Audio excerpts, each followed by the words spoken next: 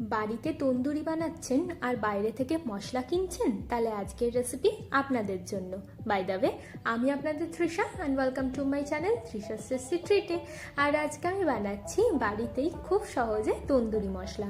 তাহলে চলুন শুরু করা যাক। এই তন্দুরি মশলা বানানোর জন্য প্রথমেই একটা কড়াইয়ের মধ্যে দিচ্ছি অল্প একটু দারচিনি, 5 থেকে 6টা লবঙ্গ, 8 থেকে 9টা এলাচ, 1 চামচ মতো গোটা ধনে, 1 চামচ মতো দিচ্ছি গোটা জিরে, 2টো কাশ্মীরি লঙ্কা, 1/2 চামচ মতো গোটা গোলমরিচ, 1টা শুকনো লঙ্কা, আর দিচ্ছি অল্প একটু জায়ফল আর জয়িত্রী। এবার একদম অল্প আঁচ করে এটাকে আমরা খুব ভালো করে ভেজে নেব।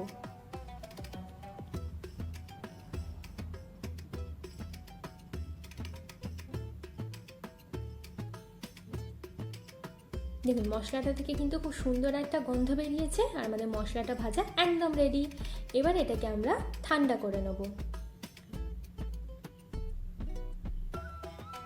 দেখুন আমাদের মশলাটা একদম ঠান্ডা হয়ে গেছে। এবার এর মধ্যে আমি দেবো 1 চামচ মতো কসুরি মেথি দিয়ে এটাকে আমরা ভালো করে গুঁড়ো করে নিলেই কিন্তু আমাদের তন্দুরি মশলা একদম রেডি। চলুন এবার এটাকে সার্ভ করা যাক। আমার ভিডিওটি যদি আপনাদের ভালো লেগে থাকে তাহলে প্লিজ এটি লাইক করবেন, প্রচুর শেয়ার করবেন, আর এরকম আরও ভিডিও পেতে আমার চ্যানেলটিকে সাবস্ক্রাইব করবেন। টাটা।